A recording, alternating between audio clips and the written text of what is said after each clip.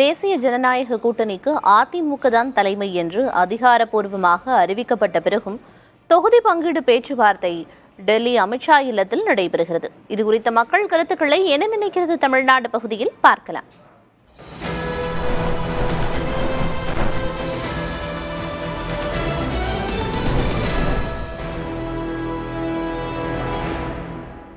பிஜேபிக்கு வந்து இந்த இதில் பற்றி ஏடிஎம்கே வந்து அவங்க சொல்கிறது எதுவுமே கட்டுப்படாது. ஃபுல் அண்ட் கூட பாரதிய ஜனதா என்ன சொல்கிறாங்களோ அதுதான் நடக்கும். பாஜக தலைமையிலான கூட்டணி தமிழகத்தில் உருவாகிறது மாதிரி ஒரு நிலைமைதான் இருக்கின்றது. இந்த வாட்டி வித்தியாசமாக இருக்கணும் டெல்லி போயிருக்காங்க.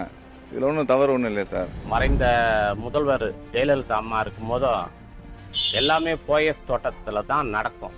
அடிக்கடி எடப்பாடி அவர்களை கூப்பிட்டு கூட்டணி பற்றி விவாதிக்கத்தான் செய்வா. அது ஒரு பெரிய கட்சி, அதனால கூப்பிட்டு விசாரிப்பாங்க.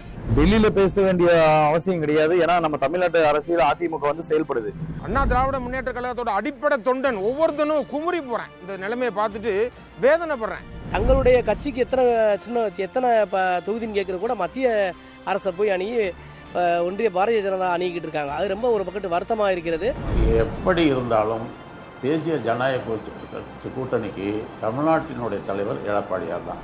இப்ப தமிழகத்துல பாரதிய ஜனதா கட்சிக்குள்ள கேட்டு குழப்பத்தை உண்டாக்குறதுக்கு பதிலா நேரா டெல்லி போய் அவங்க கிட்ட ஆலோசனை செய்யறது கூட்டணிக்கு சரியான இதா இருக்கும்.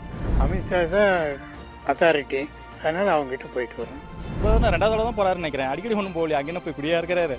அந்த பிரச்சனைகளை முடிப்பதற்கு இங்க முடிக்காத சில பிரச்சனைகள் அவரிடத்துல பேசும்போது முடியும் என்ற ஒரு நம்பிக்கையில தான் நம்முடைய முன்னாள் முதல்வர் அவர்கள் டெல்லி செல்கிறார். கூட்டணியை பொறுத்தவரை பாஜகவுக்கு ஒரு 70 தொகுதிகள் கொடுக்கலாம். ஏன்னா இதுவும் மிகப்பெரிய கட்சி தான். இன்னைக்கு நல்ல லெவலில் வளர்ந்துருக்கு. ஓட்டு சதவீதங்கள்லேருந்து மத்திய அரசுடைய திட்டங்கள்லேருந்து எல்லாம் மக்கள் அடிப்படை மக்கள்கிட்ட போய் சேர்ந்துருக்கு.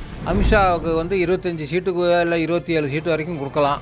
ஒண்ணும் இல்லாத காங்கிரஸ் 28 கேட்கிறப்ப பாரதிய ஜனதா கட்சி கண்டிப்பா ஒரு 50 சீட்டாவது கேட்பாங்க. அதிகப்படியாக கூடி போனால் ஒரு 18 to 20 சீட்டு கொடுக்கலாம் பிஜேபிக்கு. அதிமுக 180 தொகுதியில் போட்டிடலாங்க. பிஜேபிக்கு ஒரு 40 கொடுக்கலாம். மற்ற சிறு கட்சிகளுக்கு ஒரு மீதி உள்ளதை கொடுக்க வேண்டியதான்.